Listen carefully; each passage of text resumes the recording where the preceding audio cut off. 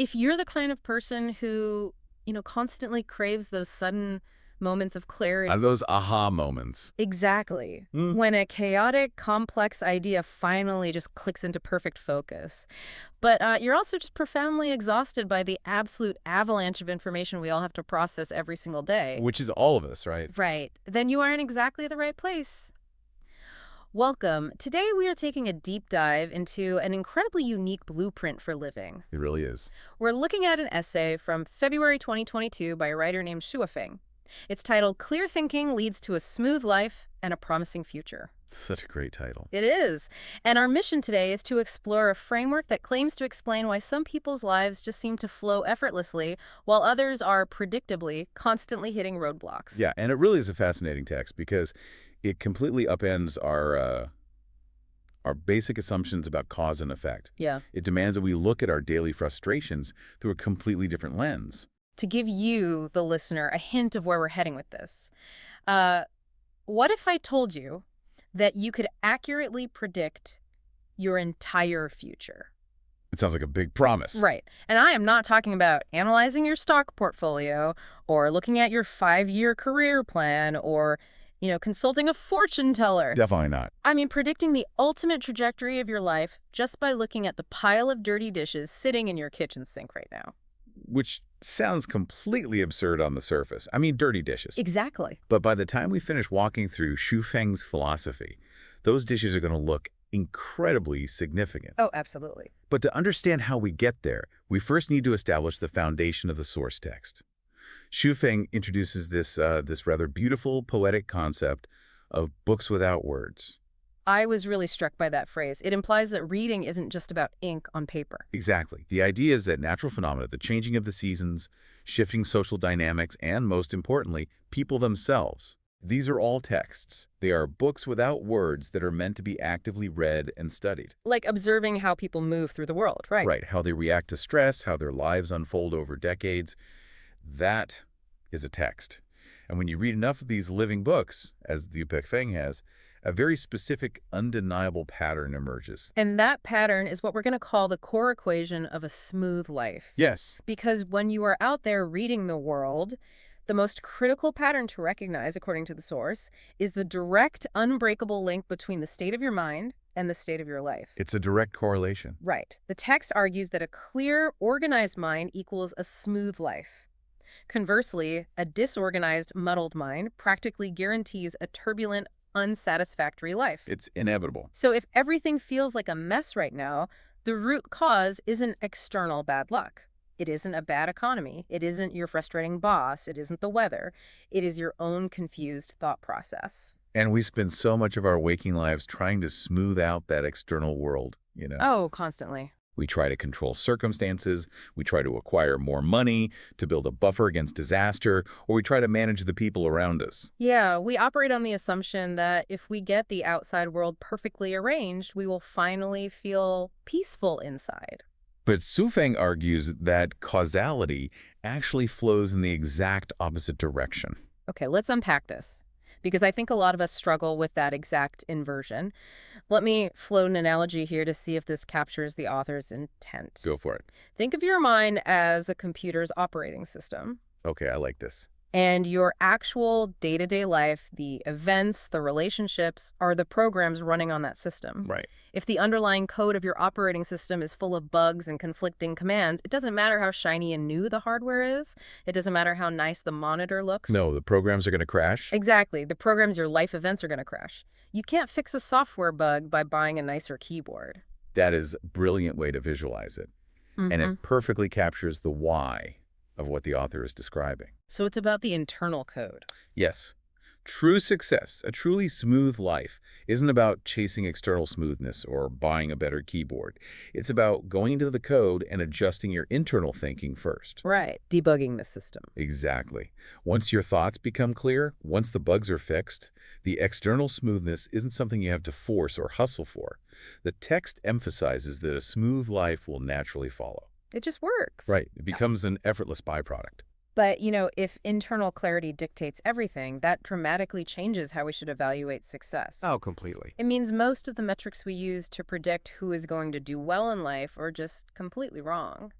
The source explicitly rejects those traditional metrics. Mhm. It tells us to stop looking at whether someone has wealth, power, or fame to determine their trajectory. Yeah, that stood out to me. The author even specifically dismisses relying on traditional cultural fortune-telling methods, like physiognomy or predictions based on the 8 characters, Bazi. Wait, really quickly, just for those who might not know, what exactly is Bazi? Oh, sure.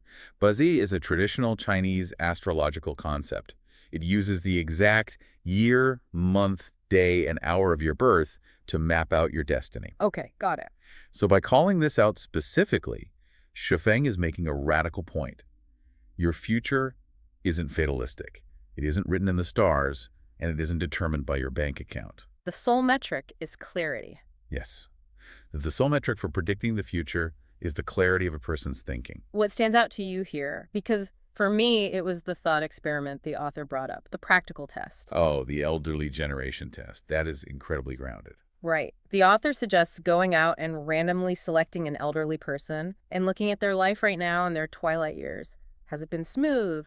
Are they currently at peace? And if they are, the author says you can reverse engineer it. Exactly. You talk to them, look at how they reason. You will find a mind that is clear, organized, and unburdened. And on the flip side, if their life is a tragic, chaotic mess of broken relationships and constant drama, you will find their thinking to be muddled and deeply disordered.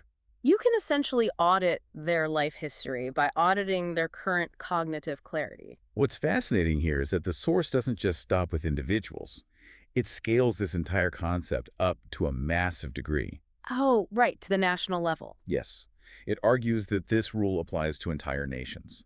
The direction a country is headed can be determined entirely by the clarity of thinking of its citizens, and specifically, its leadership. So a country's prosperity depends on that collective OS being bug-free. Exactly. The collective future is bright only if the collective thinking is clear. It removes the mystery from geopolitics, really. Now, here's where it gets really interesting, because I have to push back here on behalf of the listener. Sure. Because I'm sure someone listening right now is thinking, but what about people who are wildly successful, incredibly wealthy, but their internal code seems like a total disaster? The villains of the world, basically. Yeah. What about people whose lives are clearly corrupt?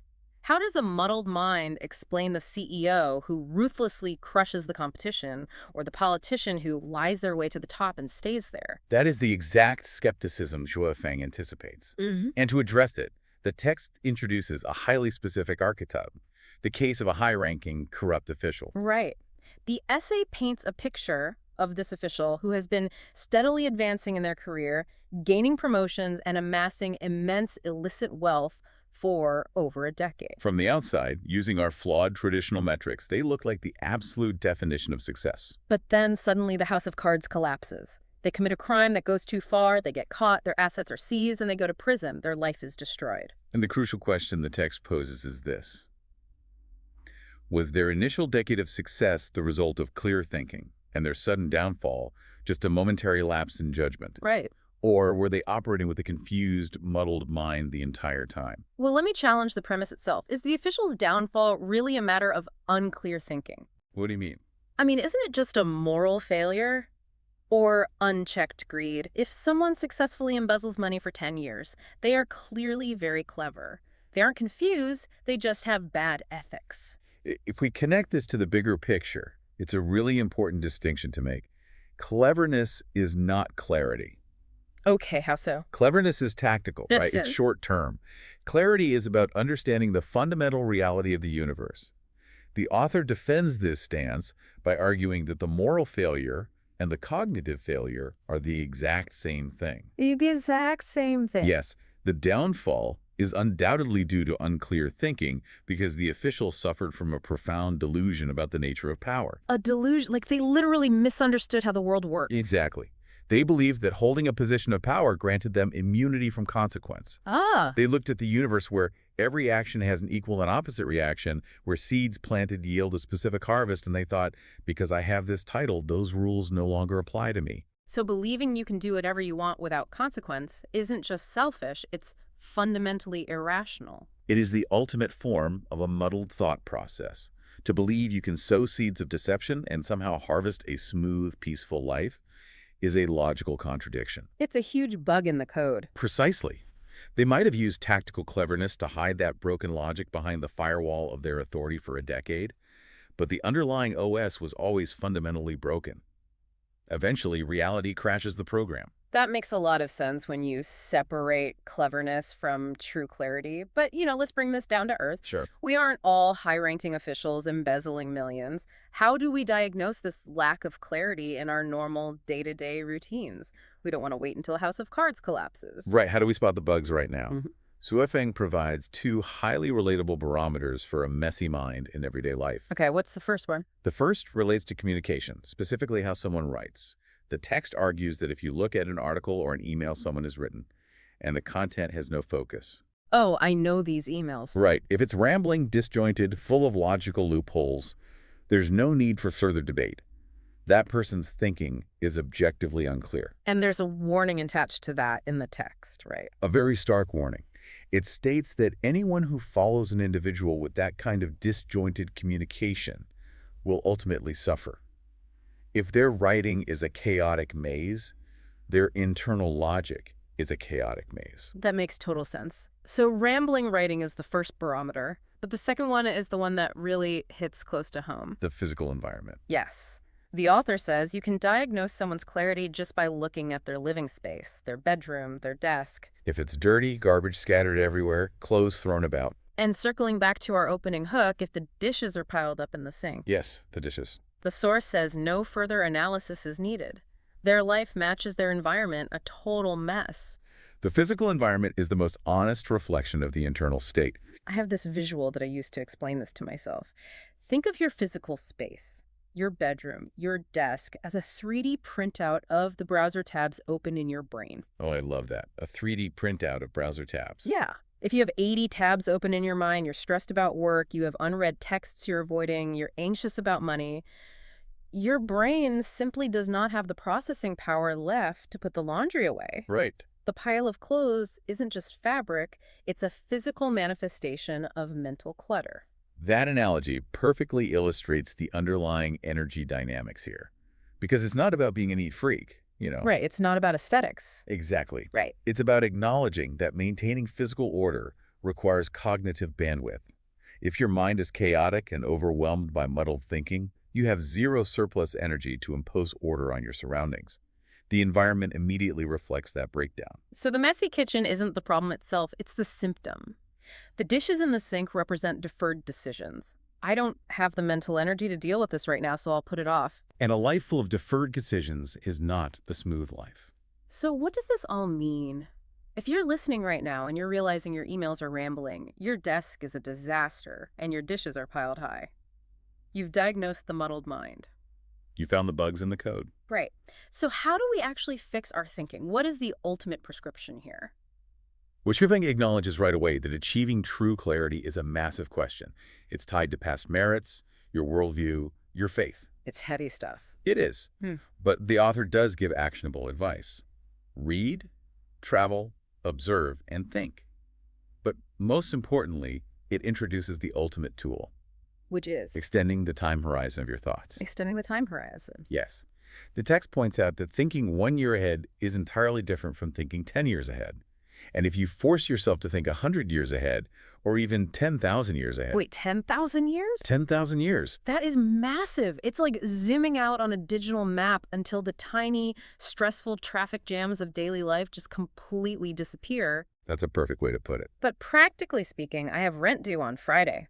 Telling a stressed out person to think 10,000 years ahead feels almost impossible. This raises an important question, right? How is that actually useful? Let's break down the psychology. When you're worried about rent, your brain is operating in short-term survival mode. The fight or flight response. Right. And short-term thinking guarantees scattered, confused thoughts. You're reacting to immediate threats. By consciously forcing your mind to consider a 10,000-year timeline, you are performing a psychological override. You're forcing extreme clarity. Exactly. Let's use an architectural analogy. If your time horizon is just surviving until tomorrow, you're mentally pitching a tent. You grab whatever sticks are nearby, you throw it up, it's chaotic, and a strong wind will blow it over. But if your time horizon is 10,000 years... You are building a cathedral. You cannot build a cathedral with sticks and panic. You have to pour a deep foundation. You have to align it perfectly. The longer your time span, the clearer your mind becomes, ultimately leading to that smooth, even heavenly life the Source promises. That is incredible. Well, just to do a rapid recap for you, the listener. We've gone from reading the books without words to recognizing our minds are like operating systems. We judged our messy bedrooms and unwashed dishes. We absolutely did. And we took all that and projected our thoughts 10,000 years into the future to build a cathedral of clarity. It's been quite a journey. It has. And before we go, I want to leave you with a brand new concept to chew on that builds on the Source. Oh, let's hear it. If the Source is right, that thinking in vast 10,000-year increments is the key to ultimate mental clarity and a smooth life. How is our modern world fundamentally threatening our basic capacity for a smooth life? Because of the media we consume. Exactly. We live in a society that trains our brains to survive on 24-hour news cycles and 15-second social media clips. We are constantly conditioned for ultra-short-term thinking. Pitching tiny digital tents all day long. Exactly. So if short-term thinking guarantees a chaotic mind, our modern habits might be the very thing keeping our lives from running smoothly. That is a deeply unsettling but absolutely vital thought to leave on. Thank you so much for joining us on this deep dive. Take a breath. Go tackle those dishes in the sink and try to keep your time horizons vast today. We'll catch you on the next one.